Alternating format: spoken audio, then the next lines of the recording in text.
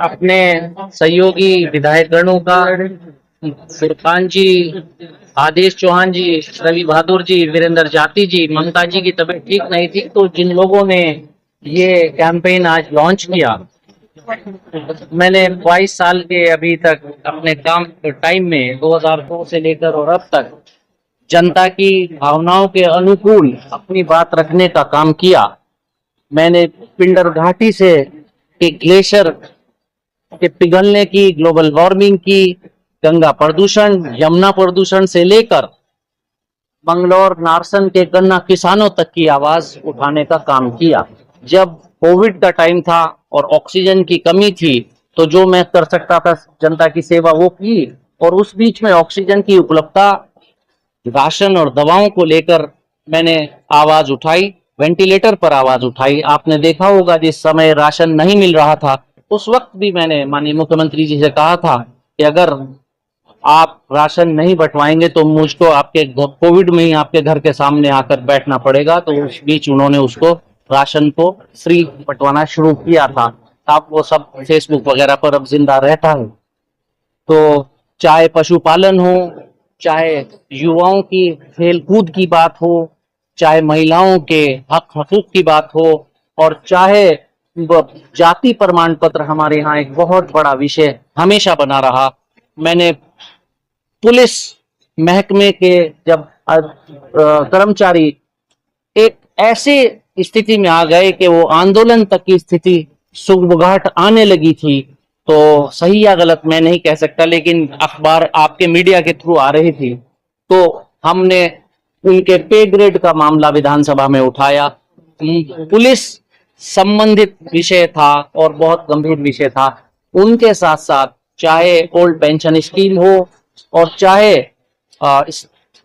देहरादून के स्टेडियम का मामला हो, आई बैंक हो या ब्लड बैंक हो, ये सारे विषय विधानसभा में उठाने का काम किया।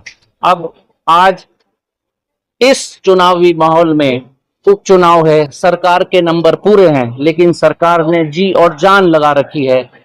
उनका एक ही कैंपेन है, और वो कैंपेन है कि किसी तरह काजी निजामुद्दीन को हरा लो। सिर्फ उस कैंपेन का मकसद क्या है?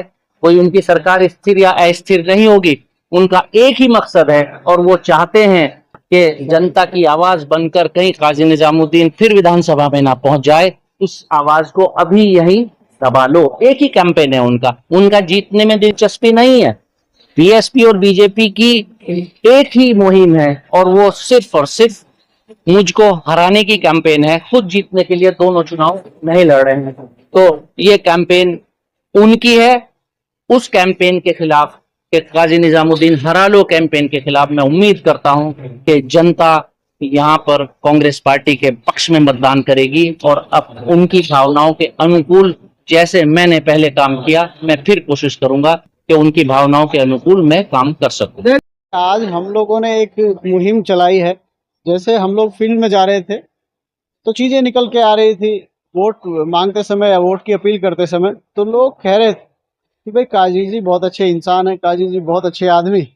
और उन्होंने सदन में किसानों की आवाज उठाई, बेरोजगारों की बात उठाई, मजदूरों की बात उठाई, लाचारों की बात उठाई।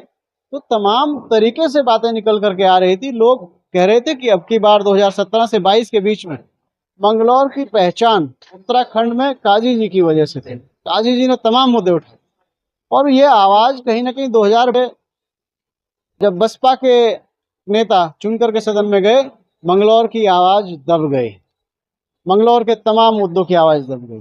तो इसी आवाज को बुलंद करने के लिए हमने एक मुहिम चलाई कि ये आवाज जो है इसको सदन में भेजिए, ताकि काजी जी आपकी आवाज उठा सके। जितने भी कार्य अधर में लटके, सब पर हम लोग काम करेंगे। देखिए, कांग्रेस पार्टी जो है सर्वधर्म समभाव की बात करती है, डेवलपमेंट की बात करती है, विकास की बात करती है। हम लोग प्रगतिशील लोग हैं। आपने देखा होगा हमारी पार्टी का पहले से जो विचारधारा है वो सबको साथ लेकर के चलने की है। और कुछ मीडिया के लोग तोड़ मरोड़ कर बयानों को पेश करते हैं और उसका पॉलिटिकल बेनिफिट लेने का प्रयास करते हैं। मेरा उन लोगों से भी आग्रह है कि जोड़ने की राजनीति करो, भारत सबका देश है, इसमें हिंदू मुस्लिम सिख ईसाई ये सबका देश है। इस देश को पॉलिटिकल राजनीतिक फायदे के लिए तोड़ने की बात मत करो, इस देश को जोड़ने की बात आप करो। देखिए जनता समझदार है, सब लोग समझदार है, सब लोग काजी जी के व्यवहार से परिचित हैं। काजी जी हिंदू मुस्लिम सिख ईसाई सबको लेकर के चलते हैं। तो मैं मानता हूं इस चुनाव में क्या किसी भी चुनाव में इन बयानों से, भाजपा के खोखले से बयानों से कोई फर्क पड़ने वाला नहीं।